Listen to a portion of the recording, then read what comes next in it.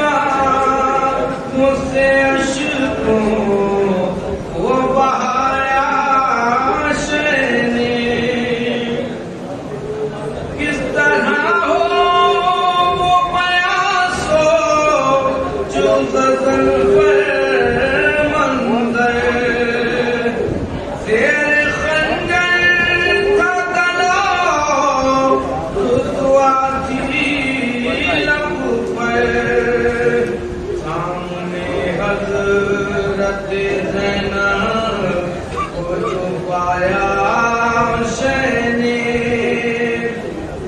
دیر تک آنکھوں سے اشکوں کو بہایا شہ نے لاش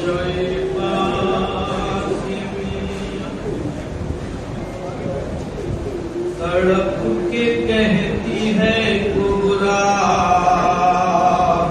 عجیب منظر ہے عجیب منظر ہے لہو میں ڈوبا ہے صحرا عجیب منظر ہے عجیب منظر ہے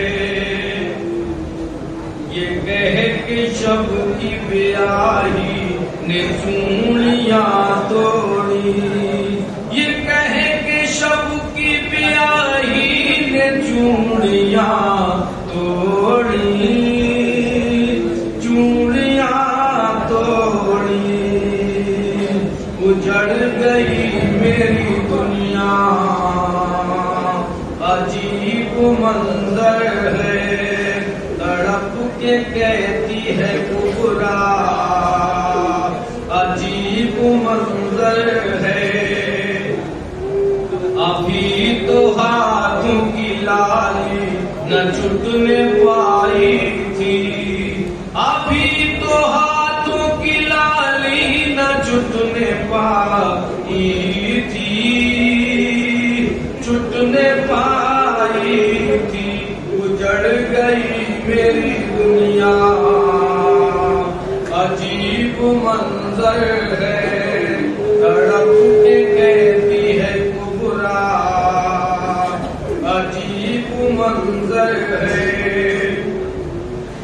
بجائے لاش کے ٹکڑے اٹھا رہے ہیں حسین بجائے لاش کے ٹکڑے اٹھا رہے ہیں حسین اٹھا رہے ہیں حسین نہ پوچھ بارے الہ عجیب منظر ہے تڑپ کے کہتی ہے کبرا عجیب منظر ہے عجیب منظر ہے بام ٹکڑوں کو رکھ کر حسین لائے ہیں بام ٹکڑوں کو رکھ کر حسین لائے ہیں حسین لائے ہیں نرالی شان کا لاشا عجیب منظر ہے تڑپ کے کہتی ہے عجیب منظر ہے یہ ایک شب کی بیاہی کے رن میں نالے تھے یہ ایک شب کی بیاہی کے رن میں نالے تھے رن میں نالے تھے لٹا سہاگ گزارا عجیب منظر ہے تڑپ کے کہتی ہے کبرا عجیب منظر ہے یقین آتا نہیں مجھ کو کچھ بتاؤ تو یقین آتا نہیں مجھ کو کچھ بتاؤ تو کچھ بتاؤ تو میں کیسے ہو گئی بیوہ عجیب منظر ہے تڑپ کے کہتی ہے کبرا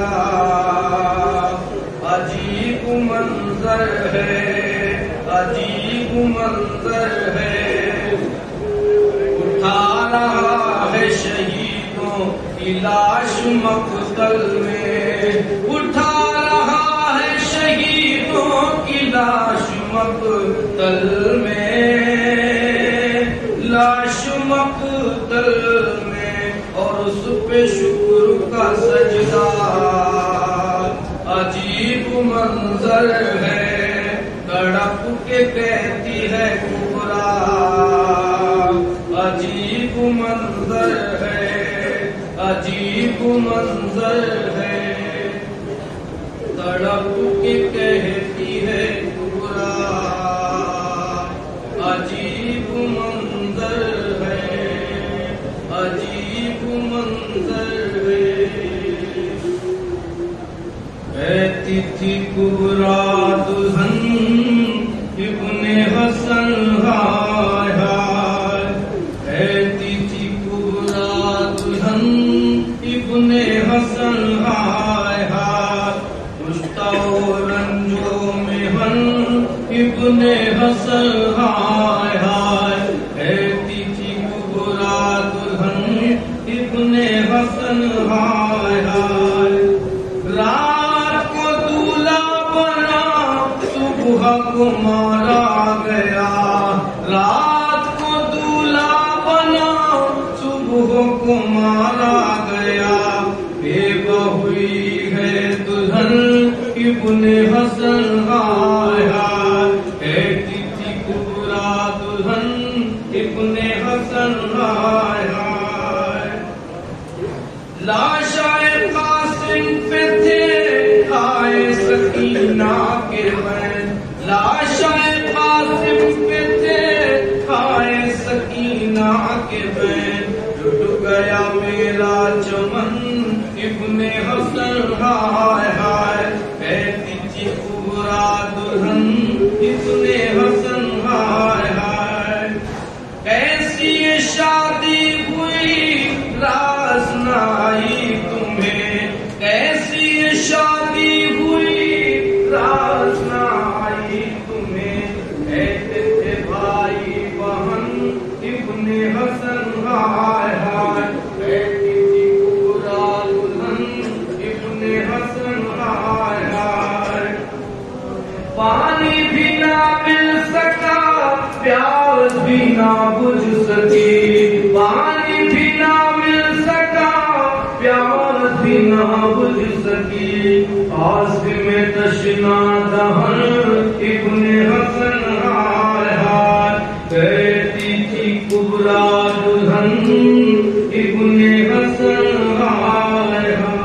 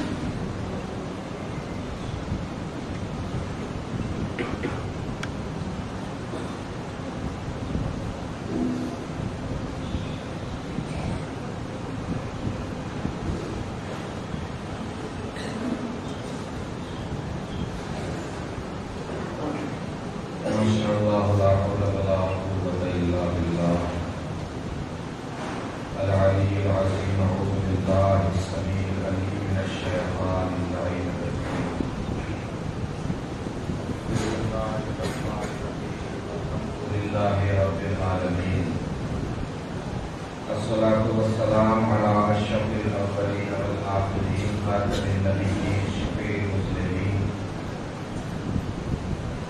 رحمة للعالمين الملقب بطه وياسين مولانا مولا الثقلين سيد الكونين إمام القبلتين جد الحسن والحسين بالقاسم محمد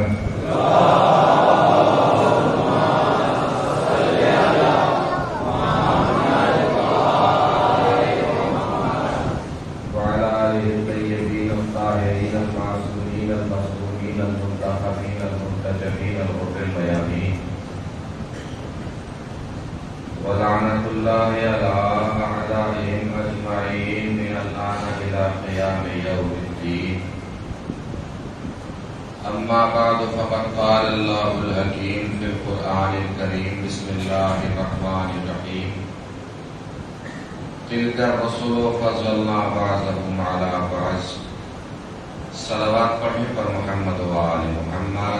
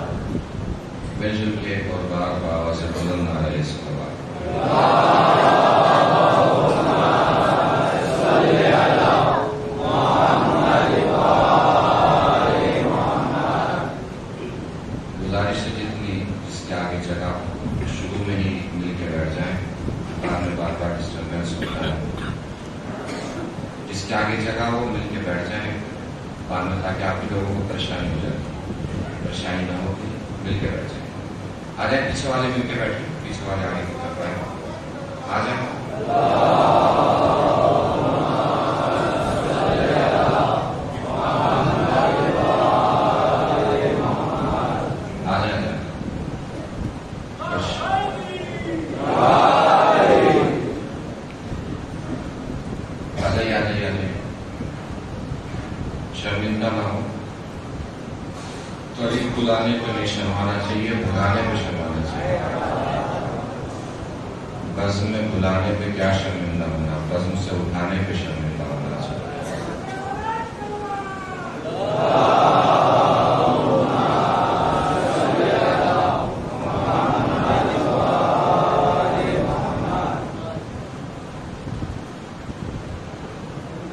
تاریخ انبیاء اور مقام اہل بیت کے عنوان سے مسلسل آپ کے بارگاہ اقدس میں گفتگو کرنے کی سعادت حاصل کر رہے ہیں. گفتگو بعنوان تاریخ انبیاء اور مقام اہل بیت جناب نوح سے ہوتی ہوئی جناب ابراہیم کی تاریخ کے سفر کو طے کرتی ہوئی جناب موسیٰ علیہ السلام کی تاریخ تک پہنچ چکی تھی، جس کو ہم نے کل اختتام پذیر کر دیا تھا اور بتا دیا کہ کس طریقے سے کہاں جناب موسیٰ کی وفات واقع ہوئی.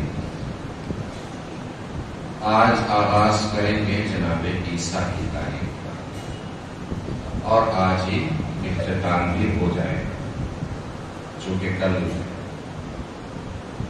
گفتگو مخصوص رہے گی ثانی حیدر قطار حضرت عباس کے علمدار سے. تو کل انشاءاللہ مکمل گفتگو اسی حوالے سے رہے گی. آج کی گفتگو تاریخی مضمون جو ہمارا چل رہا ہے اس حوالے سے جناب عیسیٰ کی گفتگو آج ہونا. جناب عیسیٰ کی والدہ جناب مریم، جناب مریم کے والد ہیں جناب عمران ہے اور والدہ ہیں جناب حنا. کون ہے والدہ؟ جناب حنا. یعنی جناب عیسیٰ کے نانی جناب حنا ہیں اور نانا جناب عمران ہے۔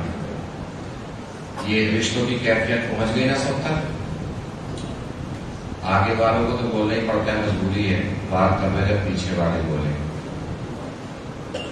جناب حنا جناب عیسیٰ کی نانی اور جناب عمران جناب عیسیٰ کے نانا، یعنی جناب مریم کی والدہ جناب حنا اور والد جناب عمران۔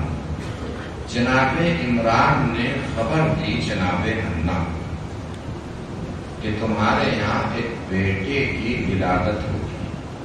کس کو خبر دی؟ جناب حنا کو کس نے خبر دی؟ جناب عمران نے۔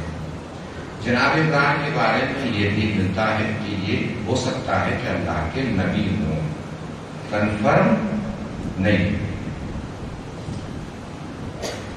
بیت المقدس میں یہ اس وقت امام تھے، یعنی جو امامت ہوتی تھی تو جناب عمران ہی امامت کرتے تھے بیت المقدس میں۔ اب جس طریقے کی بھی ان کی عبادت ہو، اس عبادت میں جناب عمران امامت کرتے تھے، یعنی جناب عیسیٰ کے نانا۔ یہ دور تھا نبوت کے اعتبار سے جناب زکریا کا۔ جناب زکریا اس وقت اللہ کے نبی تھے اور پیغمبر، اور یہ بھی ملتا ہے تاریخ ہو سکتا ہے کہ جناب عمران ہی نبی رہے۔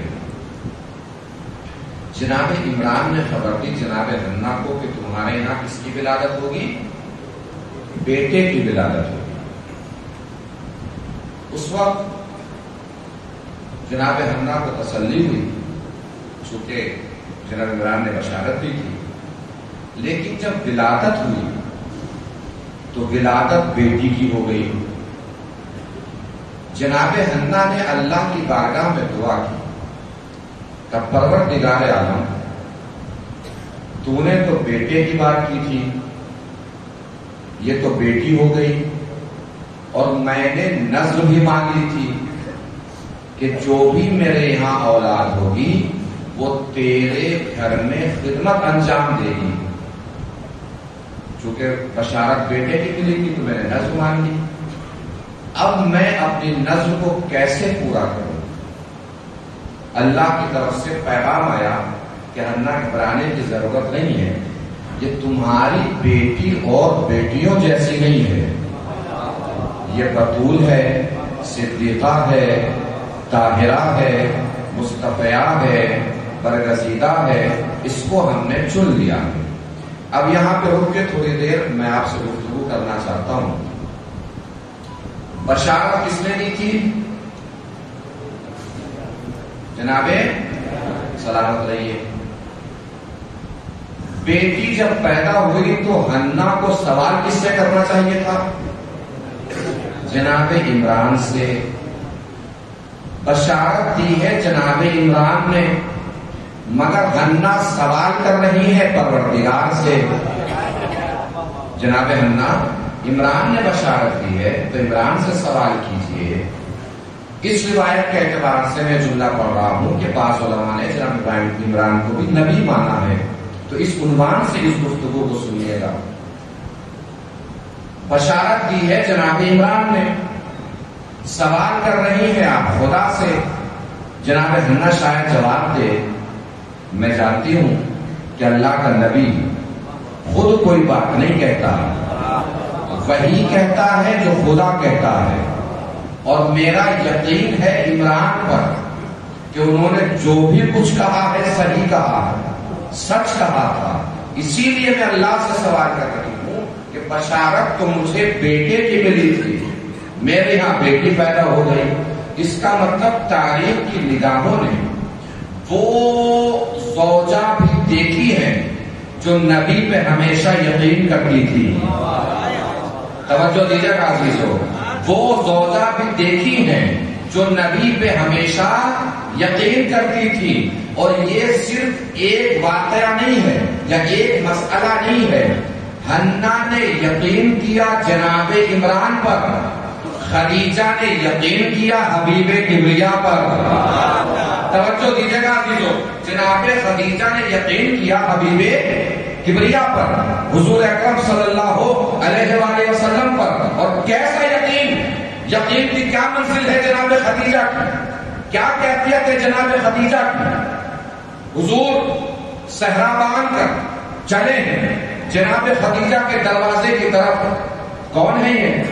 علم اول، خلق اول، خلق اول، بشر اول، رسول اول، نبی اول، نور اول، اللہ کا سب سے بڑا پیغمبر. علامہ سے محمد نبوی صاحب بہت بڑے عالم گزرے، ان سے کسی نے پوچھ لیا قبلہ دنیا رسول کی ہر بیوی کا تذکرہ کر لیتی ہے، جناب خدیجہ کا تذکرہ کیوں نہیں کرتی؟ انہوں نے پلٹ کے جواب دیا اس لیے نہیں کرتی کہ بتانا پڑے گا بارات کس کے دروازے سے گئی تھی.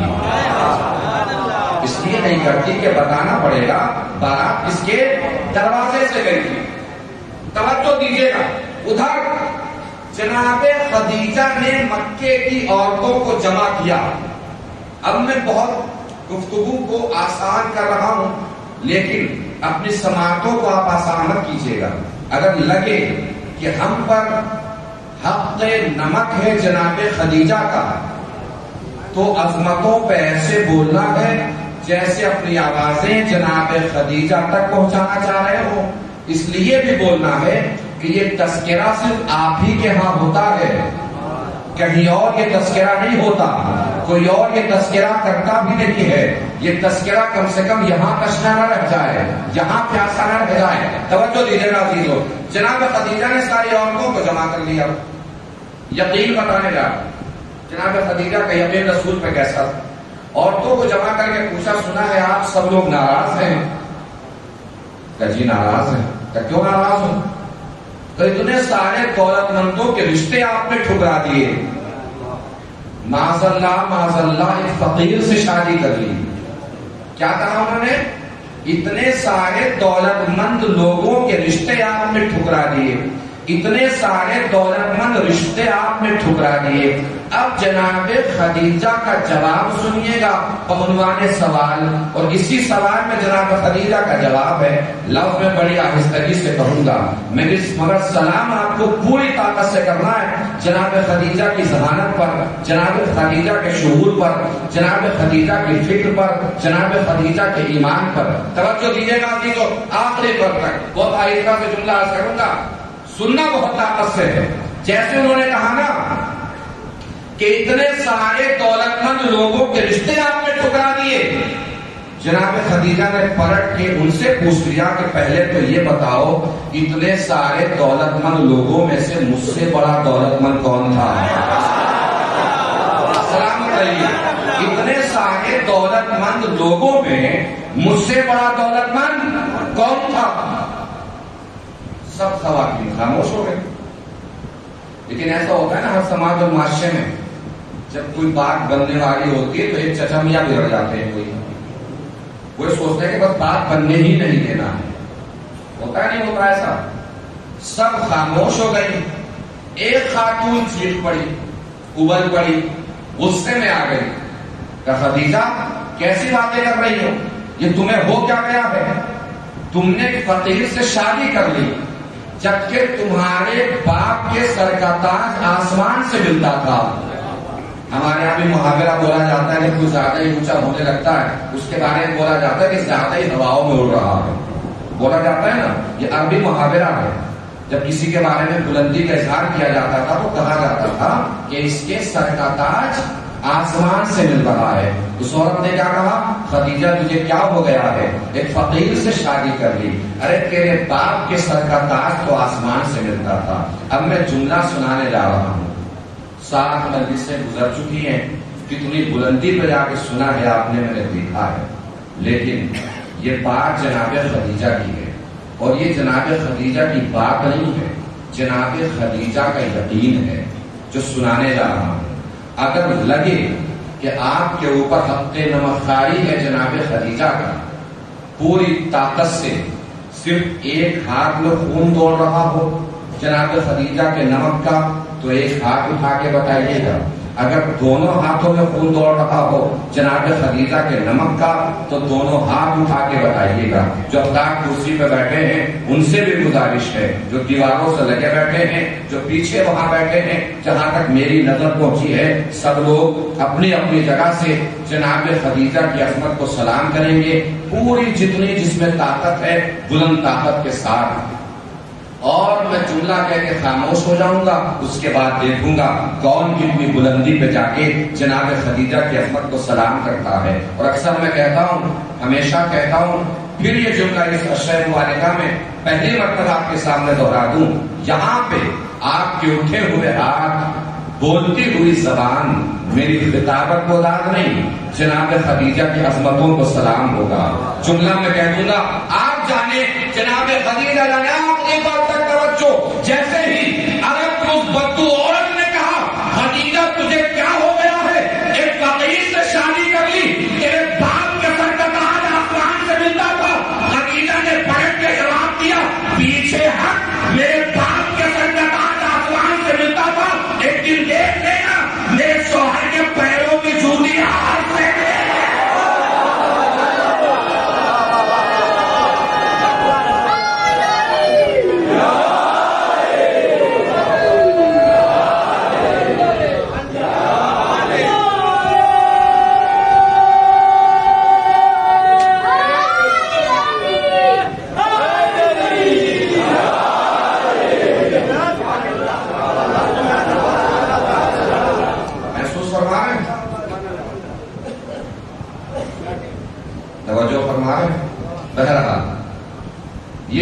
یہ داستان ولادت ہوئی جناب مریم کی.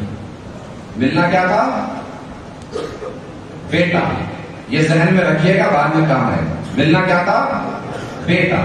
مل گئی بیٹی. اللہ نے بتا دیا کہ مصطفیہ ہے, منتخب ہے, بطول ہے, معصومہ ہے, پریشان ہونے کی ضرورت نہیں ہے. بیت المقدس میں اسی کے ذریعے سے آپ خدمت کرا سکتے ہیں اللہ کی بارگاہ کی. توجہ, اب مسئلہ یہ تھا کہ بچی ہے, ابھی تو پیدا ہوئی ہے, بیت المقدس میں رہے گی, مگر پالے گا کون ہے؟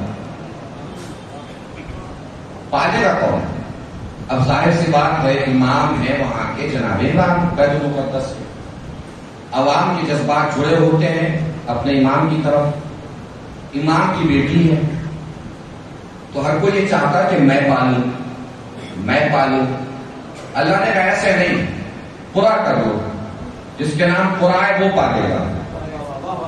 تاریخ نے پورے کا طریقہ بتایا کہ پورا کیسے کیا گیا, کہ سب دریا کے کنارے جائیں اور اپنا اپنا قلم دریا میں ڈالیں. جس کا قلم ڈوبتا رہے پیچھے ہٹتا رہے, جس کا قلم پانی ڈبو نہ سکے وہی مریم کو پالے گا. سب نے قلم ڈالا, قلم ڈوبتے رہے. جناب زکریا کا قلم نہیں ڈوبا. توجہ ہی نہیں فرمائی آپ نے. جناب زکریا کا قلم نہیں ڈوبا. زکریا کون ہے؟ اللہ کی طرف سے نبی ہے, ہادی ہے, پیغمبر ہے. جناب زکریا کا قلم نہیں ڈوبا, یعنی پانی زکریا کے قلم کو ڈبو نہیں پایا.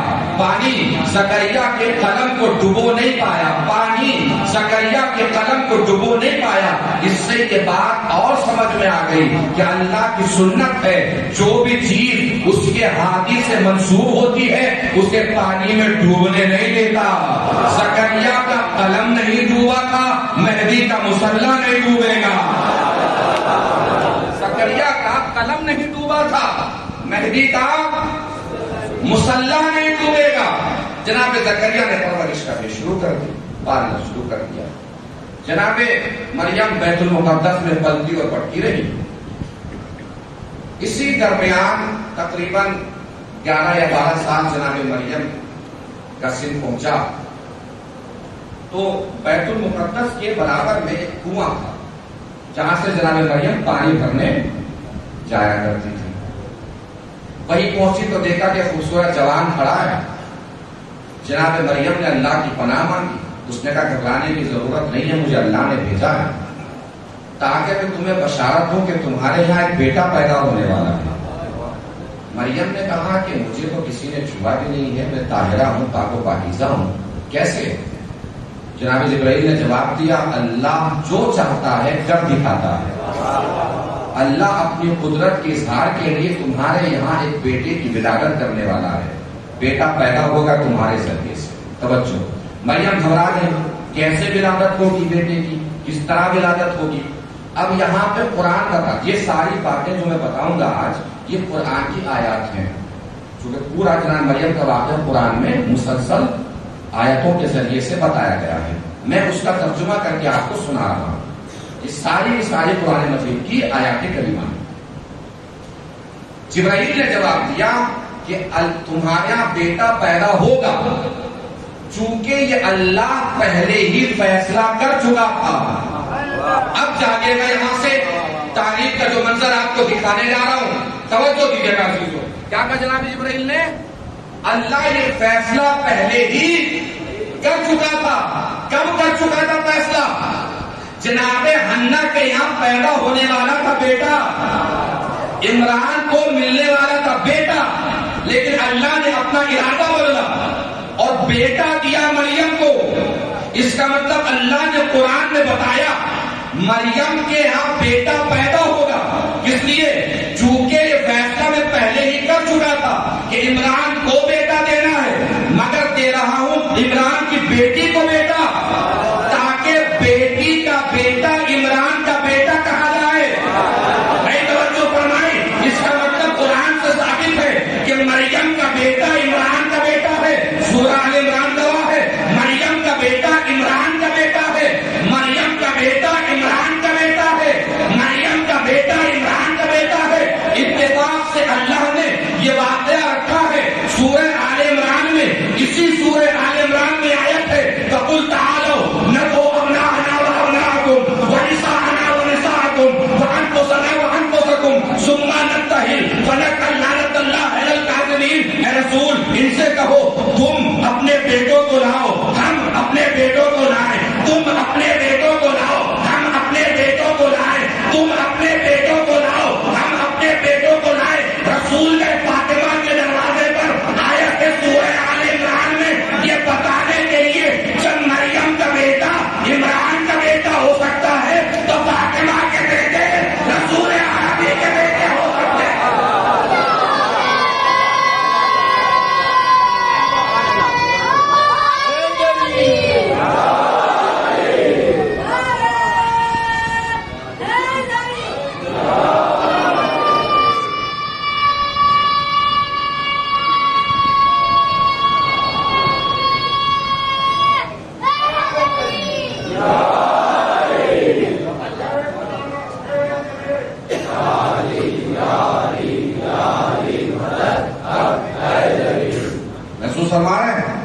اب روایات اور تاریخ بتاتی ہے کہ نور جناب عیسیٰ بطن جناب مریم میں 24 گھنٹے یا 30 گھنٹہ یا 1 مہینہ یا 1 گھنٹہ، 1 گھنٹے کی بھی روایت ہے کہ صرف نور جناب عیسیٰ بطن جناب مریم میں 1 گھنٹہ رہا۔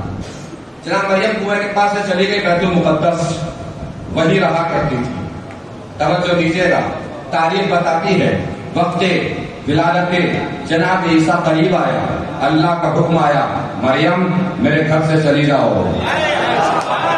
اللہ جانے کون پہنچا کون رہ گیا، میں نے تو سارے بات ہی تمام کر دیے، مریم میرے گھر سے چلی جاؤ، مریم میرے گھر سے چلی جاؤ۔ پروردگار کیوں کہ یہ عبادت خانہ ہے، زچا خانہ نہیں ہے، یہ عبادت خانہ ہے، زچا خانہ نہیں ہے۔ انبیاء فرش پہ بیٹھے ہیں، نہیں پہنچے آج تک، یہ عبادت خانہ ہے، زچا خانہ نہیں ہے۔ منظر ہے، 2 بیویاں ہیں، 2 گھر ہیں، 2 پیدا ہونے والے ہیں، 2 یہ عیسیٰ کی ماں رہتی تھی خدا کے گھر میں، وقت ولادت آیا، خدا نے کہا باہر جاؤ، وہ علی کی ماں رہتی تھی اپنے گھر میں، وقت ولادت آیا، اللہ نے کہا میرے گھر میں آ جاؤ۔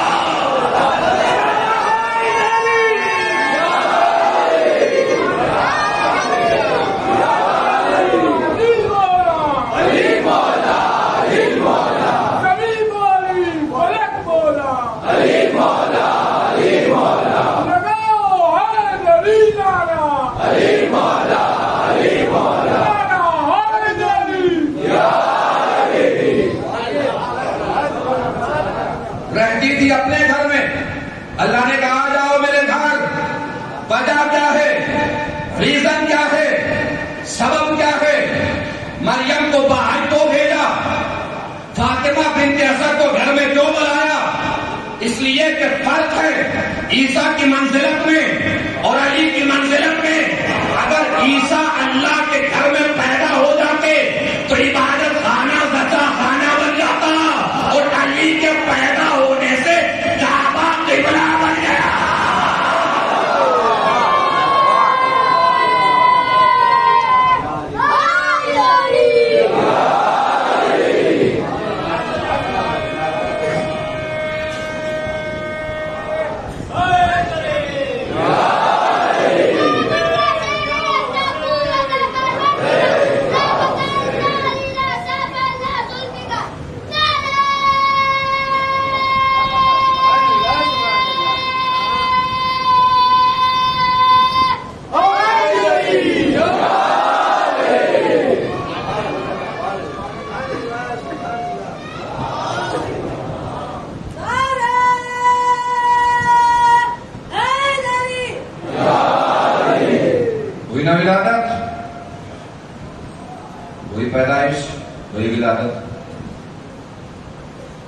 جناب مریم کے عیسیٰ کی ولادت ہوئی. جناب مریم لے کے چلی. کہاں ولادت ہوئی؟ بیت اللحم جس جگہ ہے آج فلسطین میں, اسی جگہ درخت تھا جہاں جناب عیسیٰ کی ولادت ہوئی. کھجوروں کا درخت تھا, سوکھا ہوا درخت تھا. ولادت ہوئی. جناب مریم پیاس اور بھوک سے گھبرانے لگی. جناب عیسیٰ کی آواز آئی, اماں کیوں گھبرا رہی ہیں؟ درخت ہلائیے, تازی تازی کھجوریں گریں گی. جناب مریم نے درخت ہلایا, درخت ہرا بھرا ہو گیا, تازی تازی کھجوریں گرنے لگی. یہ ہے عیسیٰ کی ماں. درخت بھی خود ہلانا ہے, کھجوروں کو خود گرانا ہے, خود ہی کھانا ہے. اور وہ ہے علی کی ماں. 3 دن اللہ کے گھر میں رہی, جنت سے کھانا آتا رہا, فرشتے کھانا لاتے رہے. علی کی ماں جنت کا کھانا کھاتی رہی. جناب عیسیٰ کو لے کے جناب مریم چلی.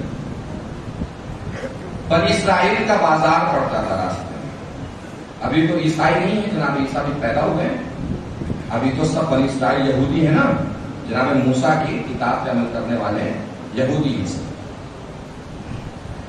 یہودیوں کا بازار پڑتا تھا. جناب مریم وہاں سے لے کے بچے کو گزر رہی. توجہ دیجیے گا عزیزوں, جو بات عرض کرنے لگا. ان کے بزرگ افراد, عابد, زاہد, متقی, پرہیزگار جو بھی ہوں وہ آگے بڑھے. انہوں نے بڑھ کے کہا کہ مریم,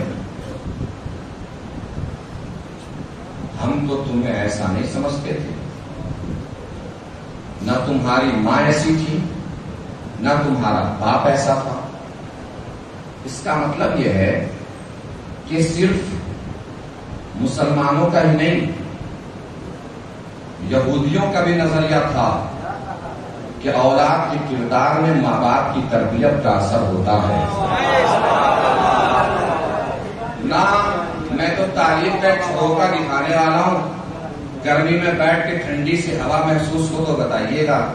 اولاد کے کردار میں ماں باپ کے تربیت کا اثر ہوتا ہے.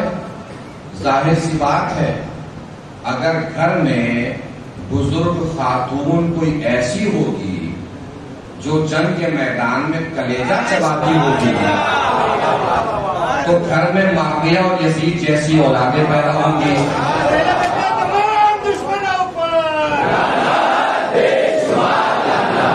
اور اگر ماں ایسی ہوگی جو جنت میں کھانے بھیجتی ہوگی, جنت سے کھانے منگا لیتی ہوگی, تو گھر میں اولاد حسن و حسین جیسی آئے گی, بچے حسن و حسین جیسے آئیں گے.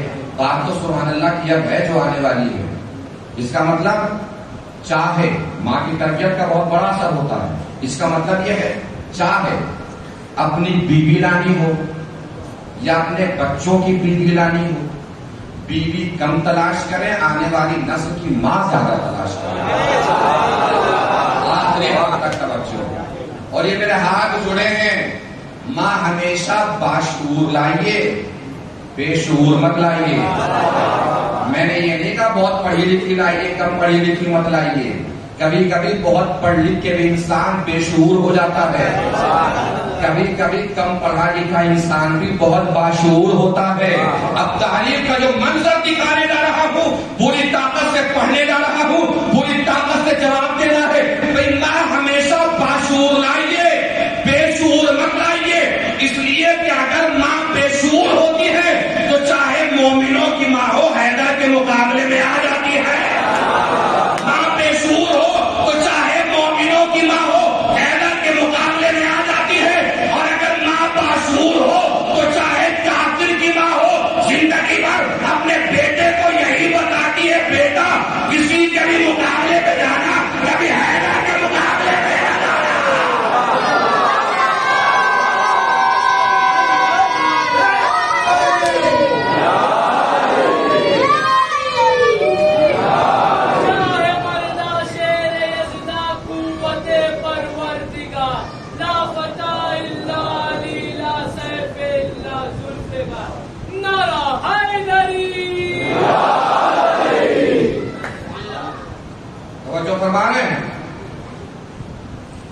اس میں کیا ہوا؟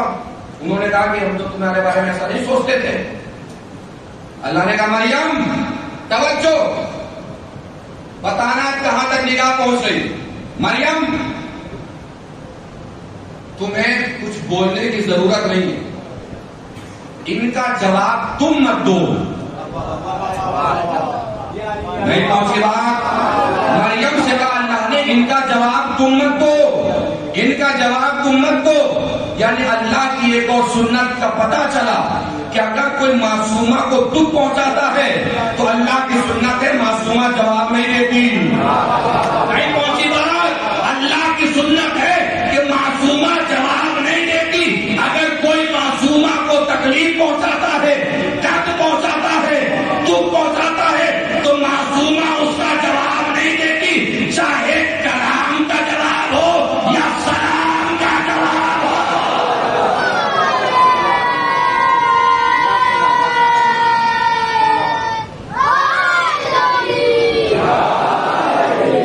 مریم نے اشارہ کیا جناب عیسیٰ کی طرف. جناب عیسیٰ آغوش میں بولنے لگے انی عبداللہ فاتانی الکتاب وجعلنی نبیا، میں اللہ کا بندہ ہوں، مجھے کتاب دی گئی ہے، مجھے نبی بنایا گیا ہے. وہ جتنے لوگ آئے تھے واپس چلے گئے. ہم نے پوچھا کوئی بات تو کرو، پتا چل گیا مریم کے بارے میں. ابھی تو کچھ اور بول رہے تھے، جیسے بیٹا بولا بچہ بولا واپس چل دیے. تم نے دیکھا ہے کبھی گود کے بچے کو بولتے ہوئے؟ تم نے دیکھا ہے کبھی گود کے بچے کو بولتے ہوئے؟ کیا سمجھ میں نہیں آیا؟ شاید وہ جواب دیں کہ بھائی جس کا بچہ پیدا ہوتے ہی بول جائے وہ ماں بڑی عظیم ہوتی ہے. جس کا بچہ پیدا ہوتے ہی بول جائے وہ ماں بڑی صاحب عظمت ہوتی ہے، بڑی باعظمت ہوتی ہے، بڑی فضیلت ہوتی ہے. اللہ جانے کون پہنچا کون رہ گیا، بات میں نے ساری کر دی. وہ ماں بڑی باعظمت ہے جس کا بچہ پیدا ہوتے ہی بول جائے. بھائی 1400 سال سے ہم یہی تو بتانا چاہ رہے ہیں، ہم یہی تو بولنا چاہ رہے ہیں کہ جب وہ ماں عظیم ہے جس کا بچہ پیدا ہوتے ہی بولے تو وہ باپ کتنا عظیم ہوگا جس کا بیٹا پیدا ہوتے ہی توریت بھی سنائے، زبور بھی سنائے، انجیل بھی سنائے، قرآن بھی سنائے. کیا سنایا علی نے؟ کیا سنایا علی نے؟ توریت، زبور، انجیل، قرآن، یہ سنایا نا. میرے پاس کوئی صاحب آئے آ کے بولے قبلہ مثال کے طور پہ پرسوں یا ترسوں یا 4 دن پہلے، ہفتے بھر پہلے فلاں خطیب آئے کہ اس موضوع پہ مجلس ہوئی تھی، آپ بھی اسی موضوع پہ پڑھ دیجیے. آپ نے مجھے موضوع بتا دیا. میرے لیے پڑھنا آسان ہوگا کہ مشکل؟ آسان ہوگا جب بتا دیا. آپ میں سے کوئی صاحب یہ کہے کہ کل ایک مجلس ہونے والی ہے، کل خطیب جس موضوع پہ گفتگو کریں گے آپ اسی موضوع پہ پڑھ دیجئے، میں تھوڑی دیر تک اس کا چہرہ گھور کے نہیں دیکھوں گا کہاں سے چھوٹ کے آیا ہے. نہیں توجہ فرمائی. اس کا مطلب گزرے ہوئے موضوع کو پڑھنا آسان ہے، آنے والے موضوع کو پڑھنا مشکل ہے. علی نے توریت پڑھی آسان تھی چونکہ نازل ہو چکی تھی، زبور پڑھی آسان تھی چونکہ نازل ہو چکی تھی، انجیل پڑھی آسان تھی چونکہ نازل ہو چکی تھی. علی نے کمال یہ کر دیا وہ قرآن بھی پڑھ دیا جو ابھی نازل ہی نہیں ہوا، وہ قرآن بھی پڑھ دیا جو ابھی نازل ہی نہیں ہوا. قرآن نازل نہیں ہوا تو ہے کہاں، کس جگہ ہے؟ ہر کوئی آپ کو یہ بتائے گا کہ اللہ کے ارادے میں ہے، اللہ کے ارادے میں ہے، اللہ کے ارادے میں ہے. اگر دل میں علی کی ولایت کی ٹھنڈک محسوس ہو تو یہاں کا پورا حال محشر میں بدل جانا چاہیے. جو بات پیش کر رہا ہوں اس کا مطلب یہ ہے جو چیز اللہ کے ارادے میں ہے علی اسے پڑھ رہے ہیں، جو چیز اللہ کے ارادے میں ہے علی اسے پڑھ رہے ہیں، جو چیز اللہ کے ارادے میں ہے علی اسے پڑھ رہے ہیں. تو موت کیوں آتی ہے؟ علی کے فضائل سناتے ہوئے، علی کے فضائل سنتے ہوئے. کھل کے بولو نا، جہاں جہاں خدا دیکھ رہا ہے وہی وہی علی دیکھ رہے ہیں.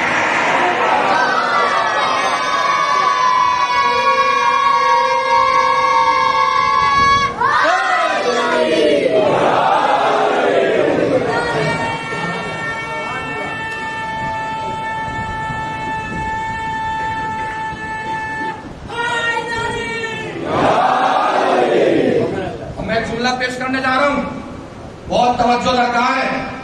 پوری طاقت و قوت کو سمیٹ لیجیے گا. ساری مجلس ایک طرف، یہ جملہ ایک طرف. علی نے کیا پڑھا؟ قرآن پڑھا. ہمیں سمجھ میں نہیں آیا کہ دنیا کیوں کہتی ہے علی نے قرآن پڑھا. ہمیں سوئی ڈھونڈنی ہے تو سوئی ڈھونڈنے سے پہلے سوئی کا کھونا ضروری، سوئی کھونے سے پہلے سوئی کا وجود ضروری. جب کوئی چیز موجود ہوگی تبھی تو اسے ڈھونڈا جائے گا، جب کوئی چیز موجود ہوگی تبھی تو اسے ڈھونڈا جائے گا. امریکہ کس نے ڈھونڈا؟ کولمبس نے. یہ بھی سمجھ میں نہیں آتا کولمبس نے امریکہ کیسے ڈھونڈ لیا. امریکہ تھا کہاں جو کولمبس نے ڈھونڈا؟ بھائی کولمبس نے امریکہ نہیں ڈھونڈا، جو کولمبس نے ڈھونڈا وہ امریکہ بنا. جو کولمبس نے ڈھونڈا وہ امریکہ بنا، جو کولمبس نے ڈھونڈا وہ امریکہ بنا. قرآن تھا کہاں جو علی نے پڑھ دیا.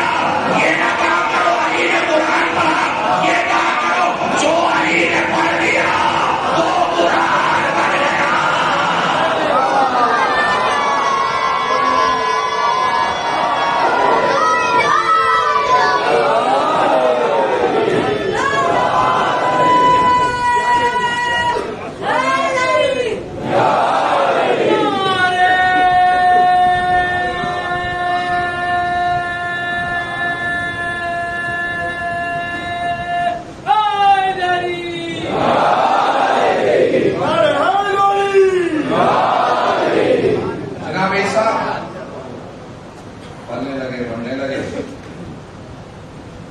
بتاتی ہے کہ 3 دن کیوں یعنی جب انہوں نے گفتگو کی تھی اسی وقت آپ منصب نبوت پہ فائز کر دیے گئے تھے. اور یہ بھی روایت بتاتی ہے کہ 12 سال کی عمر میں آپ منصب نبوت پر، منصب رسالت پر فائز تھے. وہیں پلنے بڑھنے لگے، معجزات بچپن ہی میں دکھاتے تھے. جناب عیسیٰ کا موضوع تو معلوم ہے کیا کیا ہے؟ مغروض کو شفایاب کر دینا، برس کوڑ کا جو مرض ہوتا ہے ہاتھ لگاتے تھے وہ شفایاب ہو جاتا. مردے کو جلا دیتے تھے، بیمار کو صحت دے دیتے تھے. جناب عیسیٰ کے سارے کارنامے بچپن ہی سے کرامات دکھاتے تھے، بچپن ہی سے معجزات دکھاتے تھے. جناب مریم روکتی بھی تھی کہ باہر نکل کے کرامات مت دکھائے کرو، لوگ تمہارے دشمن ہو جائیں گے. جناب عیسیٰ سے کرامات ظاہر ہوتے تھے، ایسے کرامات ظاہر ہوتے تھے کہ جو بچے ساتھ میں کھیلتے تھے ان کے ماں باپ ڈرنے لگے تھے اور ان بچوں کو اپنے روک لیا کرتے تھے کہ دیکھو عیسیٰ کے ساتھ مت کھیلنا، عیسیٰ کے ساتھ مت کھیلنا. کیسی کرامتیں دکھاتے تھے جناب عیسیٰ؟ ایک دن پہنچے بچوں کے ساتھ کھیلنے کے لیے، ڈھونڈتے ڈھونڈتے انہیں گھر میں دروازے پہ دست الباب کیا، باہر نکل کے صاحب خانہ آئے. کہ جی بولیے. کہ وہ بچے کہاں ہیں؟ کہ وہ تو ہے نہیں گھر میں، بچے گھر میں نہیں ہے۔ عیسیٰ پلٹنے لگے تو اندر سے بچوں کی آواز آئی۔ عیسیٰ نے پلٹ کے پوچھا کہ آپ تو کہتے بچے گھر میں نہیں، اندر سے تو آواز آ رہی ہے۔ کہا نہیں یہ بچے نہیں تو خنزیر ہیں۔ عیسیٰ نے کہا تو آج سے پھر خنزیر ہی ہیں، بچے خنزیر ہو گئے۔ یہ کرامت جناب عیسیٰ دکھایا کرتے تھے۔ بادشاہ تھا قاموس نامی ایک شخص، قاموس۔ جناب مریم کی بات سے سب لوگ تو متفق ہو گئے، لیکن قاموس دشمن ہو گیا۔ قاموس جناب عیسیٰ کے قتل کے درپے ہو گیا، مارنے کے لیے اس نے پلان بنانا شروع کیا۔ جناب مریم کے خالازاد بھائی تھے یوسف نجار۔ اللہ نے جبرائیل کے ذریعے سے یوسف نجار کے پاس پیغام بھیجا کہ تم فلسطین سے نکل جاؤ، جناب عیسیٰ اور جناب مریم کو لے کر اور مصر چلے جاؤ جب تک ہمارا دوسرا حکم نہ پہنچے۔ جناب عیسیٰ اور جناب مریم مصر چلے گئے یوسف نجار کے ساتھ۔ 12-14 سال جب آپ کی عمر پہنچی تو مصر سے واپس فلسطین آئے۔ اللہ کے حکم پر قاموس دنیا سے جا چکا تھا، اللہ کے حکم پر یہ واپس آئے۔ 33 سال جناب عیسیٰ نے زندگی پائی، صرف 33 سال۔ 33 سال کی زندگی میں جناب عیسیٰ نے کوئی گھر نہیں بنایا، گھر نہیں بنایا، ہمیشہ ننگے پاؤں رہتے تھے، ننگے پیر، خوبصورت، حسین، جمیل، طویل زلفیں، لمبی زلفیں رکھتے تھے۔ اللہ کا پیغام آیا کہ عیسیٰ تمہارے ہمارے پاس آنے کے وقت قریب ہے، تم ایسا کرو بہت تیزی سے لوگوں کو صحت یاب کرنا شروع کرو۔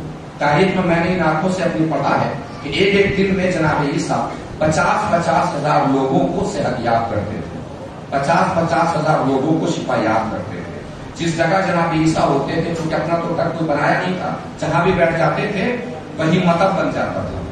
جس جگہ بیٹھ جاتے تھے وہیں بھیڑ لگ جاتی تھی، جس جگہ بیٹھ جاتے تھے وہیں لوگ جمع ہو جاتے تھے۔ ایک راستے سے گزر رہے تھے، یہودی سارے دشمن کے مخالف تھے، ایک راستے سے گزر رہے تھے، گزرتے گزرتے جناب عیسیٰ کے کان میں ایسی آواز آئی کہ جیسے کوئی جناب مریم کو برا بھلا بول رہا ہے۔ اللہ کی بارگاہ میں جناب عیسیٰ نے ہاتھ اٹھا لیا، جب برداشت نہ ہوا، اے پروردگار میں تبلیغ کے لیے تیری طرف سے ہوں، یہ لوگ مجھے برا بھلا کہیں کوئی مسئلہ نہیں ہے، لیکن آج انہوں نے حد پار کر دی اور میری ماں کو بھی برا بھلا کہہ دیا۔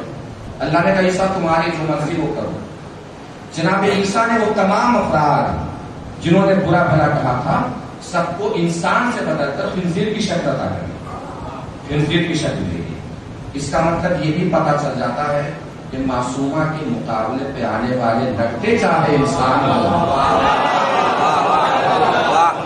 آگے آپ جس کا ذہن جہاں جا کر پہنچے وہ سوچیں۔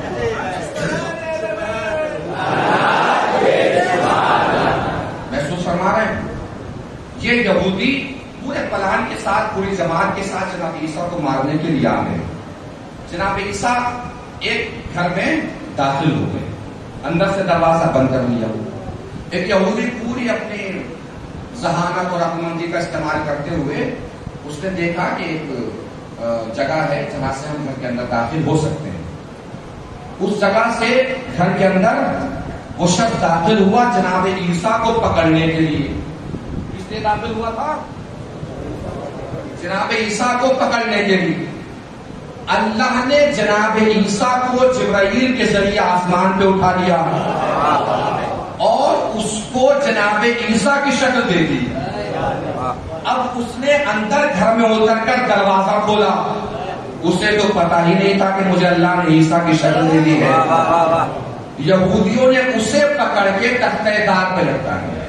صلیب جو دیکھتے نا آپ ایسی بنی ہوئی، وہ جناب عیسیٰ نہیں ہے، وہ جناب عیسیٰ کی شکل کا آدمی ہے جسے اللہ نے عذاب کی صورت میں، چونکہ عیسیٰ کے تعاقب میں اترا تھا، جناب عیسیٰ کی شکل دے دی تھی۔ اب میں عرض کروں آپ سے، آسمان پہ اٹھایا جانا اور ہے، آسمان پہ بلایا جانا اور ہے۔ اٹھائے جانے کا مطلب سمجھتے ہیں؟ جس حال میں ہو چلے آؤ، جس حال میں ہو چلے آؤ۔ بلائے جانے کا مطلب مولانا گھر پہ تشریف لے آئیے، کبھی آ جائیں گے، کب میں گاڑی بھی بھیج رہا ہوں، کہا ٹھیک ہے، ساتھ میں ڈرائیور بھی آ رہا ہے، کہا کہ ٹھیک ہے، اسے کہتے ہیں بلایا جانا، براق کا آنا، ساتھ میں جبرائیل کا پہنچنا، رسول کو آسمان کی طرف لے کے جانا، پہلے آسمان کو پار کرنا۔ رسول نے دیکھا کہ ایک محل ہے جس کے چاروں طرف فرشتے سجدے میں گرے پڑے ہیں، فرشتوں کے سجدے میں گرے پڑے ہیں، کچھ فرشتے گردان بن کے کھڑے ہیں، دروازے پہ لکھا ہوا ہے فتح لبنی ہاشم، فتح لبنی ہاشم، فتح لبنی ہاشم۔ رسول نے جبرائیل سے کہا جا کے پوچھو کس کا گھر ہے؟ جبرائیل گئے، پوچھا کس کا گھر ہے؟ کہا فتح لبنی ہاشم، بنی ہاشم کے ایک فتح کا گھر ہے، بنی ہاشم کے ایک جوان کا گھر ہے۔ دوسرا آسمان آیا، دیکھا سرخ یاقوت کا محل ہے، دو دربان کھڑے ہیں، سارے فرشتے سجدے میں گرے پڑے ہیں۔ جبرائیل سے پھر نبی نے پوچھوایا جا کے پوچھو کس کا گھر ہے؟ لکھا ہوا تھا بنی ہاشم کے ایک فتح کا گھر ہے، بنی ہاشم کے ایک جوان کا گھر ہے۔ تیسرا آسمان، چوتھا آسمان، پانچواں آسمان، چھٹا آسمان، ہر آسمان پہ محل بنا تھا، ہر محل کے چاروں طرف فرشتے سجدے میں گرے ہوئے تھے، دو دربان بن کے کھڑے تھے۔ رسول گئے سدرۃ المنتہا پہ، جبرائیل رک گئے، رسول سفر میں معراج سے واپس ہوئے، سدرۃ المنتہا پہ جبرائیل مل گئے، واپس سفر شروع ہوا۔ ساتواں آسمان، چھٹا آسمان، پانچواں آسمان، چوتھا آسمان، تیسرا آسمان، دوسرا آسمان، پہلا آسمان۔ نبی نے کہا جبرائیل سے جا کے یہ تو پوچھو یہ پتہ ہے کون؟ جبرائیل نے ارے یہ تو بتا دیا فرشتوں، بنی ہاشم کے فتح کا گھر ہے، بنی ہاشم کے فتح کا گھر ہے، بنی ہاشم کے فتح کا گھر ہے، یہ بھی تو بتاؤ یہ پتہ ہے کون؟ فرشتوں نے جبرائیل کو دیکھا، فرشتوں کے سردار ہو کے ایسی باتیں کر رہے ہو، تم ہی تو قصیدہ لے گئے تھے لا فتح الا علی لا خیر الا منتقا۔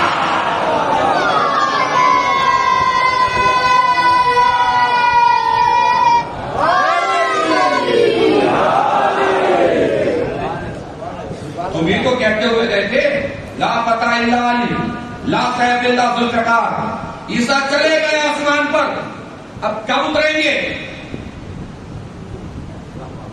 کب اتریں گے؟ کب اتریں گے؟ جب امام کا ظہور ہوگا۔ امام کہاں ہے؟ پردہ غائب میں۔ کس جگہ ہے؟ حجاب غائب میں۔ دنیا ہم سے پوچھتی ہے سنا ہے آپ کے امام زندہ ہے؟ کجی زندہ ہے۔ کہا آپ خط بھی لکھتے ہیں؟ کجی لکھتے ہیں، جس کا کوئی ہوتا ہے وہ لکھتا ہی ہے، جس کا کوئی نہیں ہوتا وہ کیسے لکھے گا بیچارہ؟ تو خط کا جواب آتا ہے کیا؟ بالکل آتا ہے۔ میرے بچے، میرے جوان بھائی، پہلے تو سمجھیے کہ خط لکھا کتنے طریقوں کا جاتا ہے۔ ہم بھاؤ نگر سے نکلے، دلی پہنچ گئے، ہم نے دلی سے خط لکھا بھاؤ نگر۔ مثلا تو خیر موبائل اور میسج اور فون کا زمانہ ہے، پھر بھی آپ خط کو مثال کے طور سے سمجھ لیجیے۔ خط لکھا، مثال کے طور پہ یہاں پہ کوئی چیز بہت اچھی ملتی ہے، کچھ بھی بتا دیں، کوئی مجھے تو معلوم نہیں ہے۔ مثلاً بچوں کا مکھنا بہت اچھا ملتا ہے، ہم نے کہا بھائی خط لکھے کہ مکھنا ہمیں بھیج دیجیے۔ ہم نے خط میں کیا لکھا؟ مکھنا بھیج دیجیے۔ یہاں سے مکھنا چلا گیا، بتائیے خط کا جواب ملا کہ نہیں ملا؟ بتائیے خط کا جواب ملا کہ نہیں ملا؟ ملا کہ نہیں ملا؟ ارے کچھ بھی بول دیجیے، ملا کہ نہیں ملا؟ جواب میں خط تو نہیں گیا مگر مکھنا گیا۔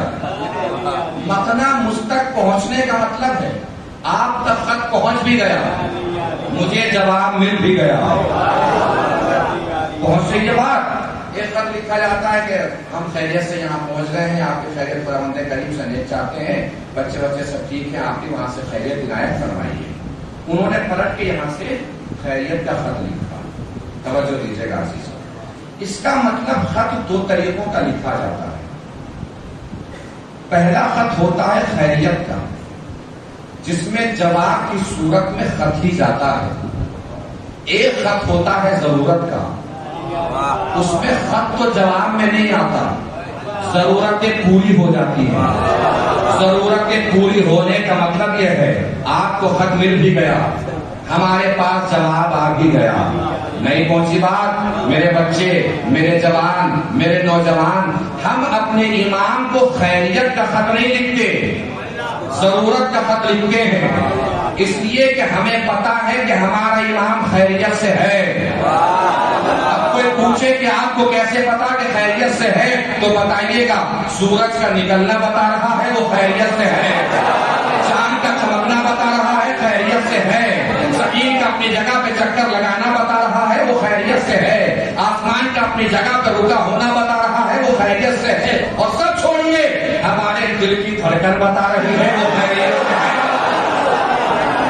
ہمارے دل کی دھڑکن بتا رہی ہے، وہ خیریت سے ہے۔ تو ہم اپنے امام کو خیریت کا خط نہیں لکھتے، ہم اپنے امام کو ضرورت کا خط لکھتے ہیں۔ کسی کے پاس مکان نہیں تو مکان کے لیے لکھتا ہے، کسی کے پاس اولاد نہیں وہ اولاد کے لیے لکھتا ہے، کسی کے پاس روزی کا ذریعہ نہیں وہ روزی کے ذریعے کے لیے لکھتا ہے، کسی کے پاس بچے نہیں وہ بچوں کے لیے لکھتا ہے، کسی کے پاس رزق نہیں رزق کی کشادگی کے لیے لکھتا ہے، جس نے رزق کے لیے لکھا اسے رزق ملا، اولاد کے لیے لکھا اولاد ملی، مکان کے لیے لکھا مکان ملا۔ مکان ملنے کا مطلب یہ ہے وہاں خط پہنچ بھی گیا، جواب آ بھی گیا، اس کا مطلب یہ ہے مشکلوں کی صورت میں خط جاتا ہے، مشکل کشا کی صورت میں جواب آ جاتا ہے، مشکل کشا کی صورت میں جواب آ جاتا ہے۔ پہنچے ہی نہ بات تو امام جب آئیں گے جب ہی جناب عیسیٰ اتریں گے، توجہ آخری پر تک آخری دو جملے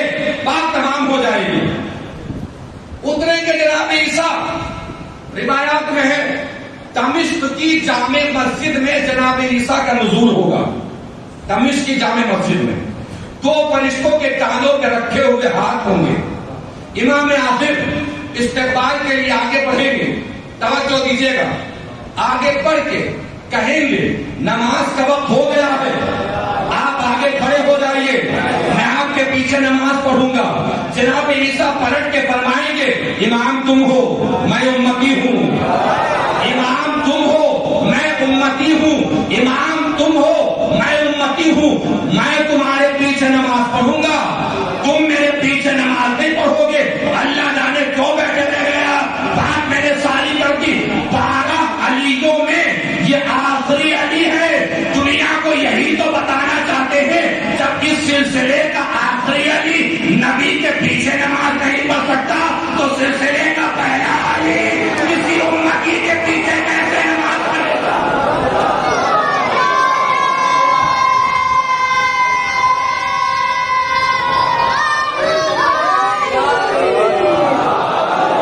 اور میں نے 12 علی کہا ہے، لیکن حضور اکرم نے 12 علی نہیں کہا تھا، یہ تو میں نے کہا کہ 12 علی ہے، 12 علی حضور نے تو نہیں کہا، تو حضور نے کیا فرمایا تھا؟ ہمارا پہلا بھی محمد، درمیانی بھی محمد، آخری بھی محمد، سارے کے سارے محمد۔ بھائی حضور ہر وقت دعوت ذوالاشترا سے غدیر کے میدان تک کسے پہچانواتے رہے؟ علی کو پہچانواتے رہے، لیکن جب نام دینے کی باری آئی تو سارے کے ساروں کو محمد نام دے دیا۔ بھائی جب علی پہچانوایا ہے تو یہ کہنا چاہیے تھا ہمارا پہلا بھی علی، درمیانی بھی علی، آخری بھی علی، سارے کے سارے علی۔ یہ تو فرمایا ہمارا پہلا بھی محمد، درمیانی بھی محمد، آخری بھی محمد، سارے کے سارے محمد۔ علامہ طاہر جلالی فرمایا کرتے تھے اس لیے نہیں کہا کہ نبی کو پتا لگ گیا تھا کہ جن کے حلق سے ایک علی نہیں اترا ان کے حلق سے 14 علی کیسے اترا۔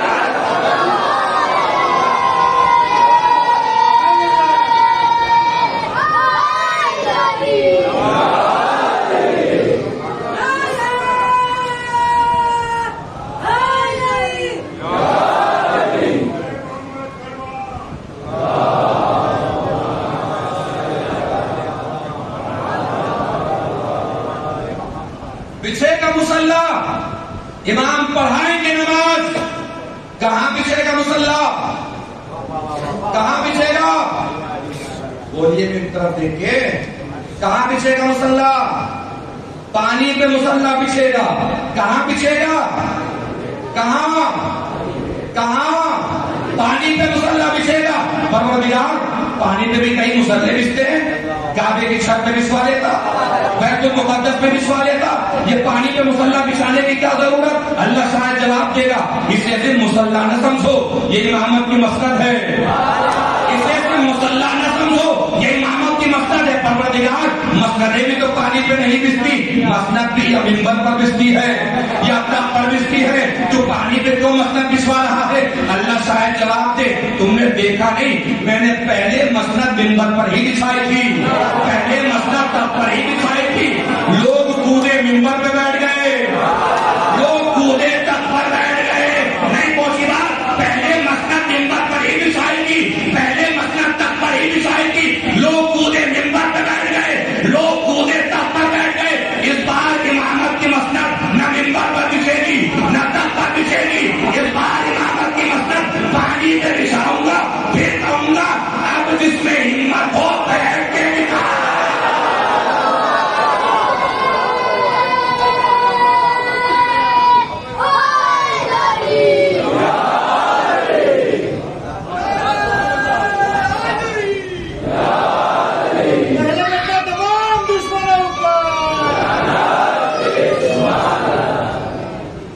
یہ ہے اہل بیت کا گھرانہ۔ تو بہرحال ہم نے 4 نبیوں کی تاریخ مکمل کر دی ہے، کل ذکر ہوگا انشاءاللہ جناب عباس علمدار کا۔ حضرت عباس ہال میں تاریخ ہم نے آج تمام کر دی، جناب عیسیٰ کے سلسلے سے آپ کو بتا دیا، بڑی کم عمر زمین پہ جناب عیسیٰ نے گزاری 35 سال۔ اللہ سب کے نوجوانوں کو سلامت رکھے، سب جوانوں کو سلامت رکھے، سب بچوں کو سلامت رکھے، سب بزرگوں کو سلامت رکھے، بزرگوں کا سایہ ہمارے سروں پہ سلامت رکھے۔ جو افراد اس طریقے سے مجانی سزا میں شریک ہیں، پروردگار سب کی جدوجہد قبول فرمائے، سب کی کوششیں قبول فرمائے۔ کربلا کی کوششوں کو آپ آگے بڑھانے کی کوشش کرتے ہیں، کربلا کی جدوجہد کو آپ آگے بڑھانے کی جدوجہد کرتے ہیں۔ اللہ آپ کی محنتیں قبول فرمائے، آپ کی مشقتیں قبول فرمائے، آپ کی کاوشیں قبول فرمائے، آپ کی کوششیں قبول فرمائے۔ کوشش کربلا میں ہوئی، کیسی کوشش ہوئی ہے؟ حسین کا قربان ہونے کی کوشش، شہید ہو جانے کی کوشش، گلا کٹا دینے کی کوشش، حسین کے اوپر مر مٹنے کی کوشش، اس لیے کہ سب کو پتا تھا آج ہم حسین کے اوپر مر مٹ گئے تو پھر قیامت تک ہمیں کوئی مٹانے والا نہیں ہے۔ اللہ جانے آپ کیسے روئیں گے، کیسے گریہ کریں گے۔ 14 سال کے اس بچے کا تذکرہ کرنا ہے جو زندگی ہی میں پامال ہو گیا۔ 14 سال کا نازک بدن زندگی میں پامال ہو گیا، زندگی میں پامال۔ حسن کے دل کی دھڑکن، ام فروا کا لال، حسین کو بڑا پیار تھا جناب قاسم سے، بڑا پیار تھا جناب قاسم سے۔ یہ سوچ کے رو لیجیے گا اگر تھک بھی گئے ہوں، پتا ہے 7 تاریخ ہے آج، بدن ہے تھک جاتا ہے، لیکن آج یہ سوچ کے رو لیجیے گا کہ قاسم کے ٹکڑوں کا پرسا وہ بیوی لینے آئی ہے جس کی اپنی فصلیاں ٹکڑے ٹکڑے ہوئے ہیں۔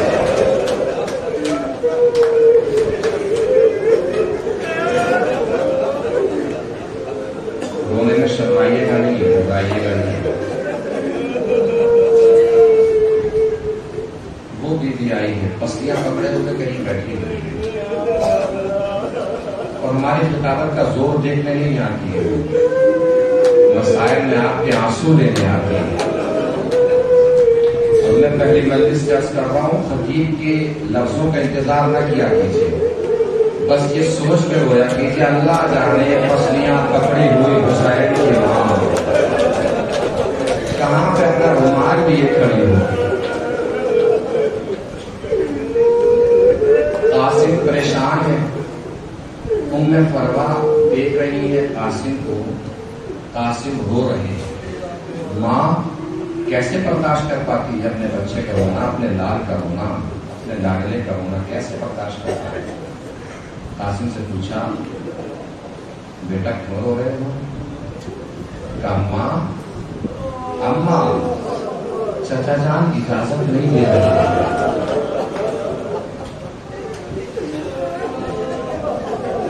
اماں کوئی راستہ بتائیے جو اس مشکل وقت سے نکل جاؤں، اس سخت وقت سے نکل جاؤں۔ ام فروا نے جلدی سے قاسم سے کہا کہ اپنی آستین اٹھو، آستین اٹھو۔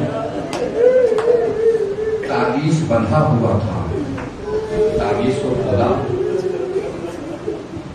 اس لیے کہ امام حسین نے دنیا سے جانے سے پہلے جناب ام فروا سے فرمایا تھا، جناب قاسم سے وصیت کی تھی کہ بیٹا قاسم، ام فروا سے کہا کہ ام فروا کبھی بھی اگر قاسم پہ مصیبت کا وقت پڑے تو تعویذ کھول کے دیکھ لینا۔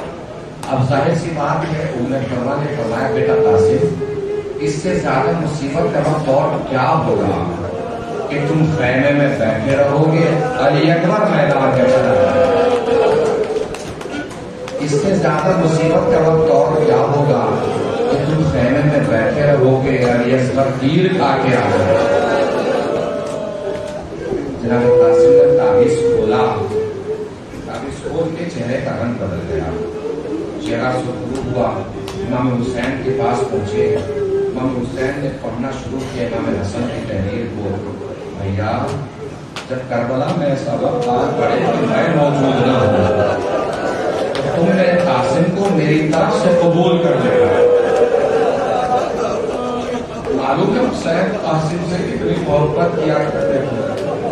مقاتل بتاتے ہیں کسی شہید کو رخصت کرتے وقت حسین روئے نہیں ہیں، حسین بہت ثابت تھے، اور روایتوں میں لکھا ہے کہ جیسے جیسے وقت مصیبت قریب آتا تھا حسین کا صبر اور زیادہ بڑھ جاتا تھا، حسین کے چہرے پہ اطمینان بڑھ جاتا تھا۔ مقاتل کہتے ہیں کہ قاسم کے گلے میں باہیں ڈال کے حسین سینے سے قاسم کو لگا کے بہت دیر تک روتے رہے، چیخ مار کے روتے رہے، اور عزاداروں قاسم کو گھوڑے پہ حسین نے سوار کرایا ہے۔ اتنے چھوٹے تھے جناب قاسم کہ رکابوں تک قاسم کا پیر پہنچ نہیں پا رہا تھا، گھوڑے پہ قاسم کو سوار کرایا تھا امام حسین علیہ السلام نے، اور عزاداروں جانتے ہیں سوار کرانے کے بعد پھر اتارا، اتارنے کے بعد کیا کیا معلوم ہے؟ قاسم کا گریبان پھاڑ دیا۔ امو جان گریبان کیوں پھاڑ رہے ہیں؟ کہ بیٹا قاسم عرب میں رسم ہے جب کوئی یتیم سامنے ہوتا ہے تو اس کے اوپر لوگ تلوار نہیں چلاتے، ہو سکتا ہے ان کی نظر تیرے گریبان پہ پڑ جائے اور میرے حسن کی نشانی میدان سے بچ کے خیمے میں واپس آ جائے۔ قاسم پہنچے۔ ایک بات اور بتاؤں عزاداروں، جتنے بھی کربلا کے میدان میں بچے ہیں انہوں نے بہت زیادہ ستم اٹھایا ہے، بہت زیادہ ستم اٹھایا ہے، اپنی حیثیت سے زیادہ جن کے بچپنے میں آدمی ستم اٹھا سکتا ہے اس سے زیادہ ستم اٹھایا ہے۔ علی اکبر کے گلے پہ تیر لگنا سوچ لیجیے، قاسم کے بدن کے ٹکڑے ہونا سوچ لیجیے، جناب سکینہ کے رخساروں پہ تماشا لگنا سوچ لیجیے۔ کس نے ستم اٹھائے تھے جناب سکینہ؟ کربلا سے کوفہ، کوفہ سے شام تک آپ میں سے بیٹھا ہوا ہر زلال جانتا ہے نا سکینہ نے کتنے ستم اٹھائے ہیں کربلا سے شام تک، تماچے کھاتے کھاتے بچی کربلا سے شام تک پہنچی ہے۔ اور میں اکثر کہتا ہوں جب مسائل بیان ہو تو رویا ضرور کیجیے، اور اگر رونا نہ آئے یہ سوچ کے رو لیا کیجیے کوئی آپ میں سے کسی بہن کے رخساروں پہ بھرپور تماچا مارتے رہیے۔ آپ میں سے کتنے بھائی ہوں گے جنہیں برداشت ہو جائے گا جناب سکینہ تماچے کھاتے کھاتے گئی ہے کربلا سے شام، اتنی چھوٹی تھی جناب سکینہ، اتنی چھوٹی تھی جناب سکینہ کہ اونٹ جب چلتا تھا سکینہ گر جاتی تھی، اونٹ جب چلتا تھا سکینہ گر جاتی تھی۔ شبر ملعون سے کسی نے کہا کہ قافلہ بار بار رک رہا ہے اس لیے کہ سکینہ بار بار اونٹ سے نیچے گر جا رہی ہے۔ شبر نے معلوم نے کیا کیا؟ اونٹ کو نیچے بٹھایا، ادھر ادھر آواز کیا، بوجھ پھیل گئی، زینب کی باہیں پھیل گئی کہ شاید شبر کو رحم آ گیا ہو، سکینہ کو ہمارے حوالے کر دے، لیکن معلوم ہے شبر نے ستم پر ستم ڈال دیا، اونٹ کو نیچے بٹھایا، سکینہ کو کمر کے بل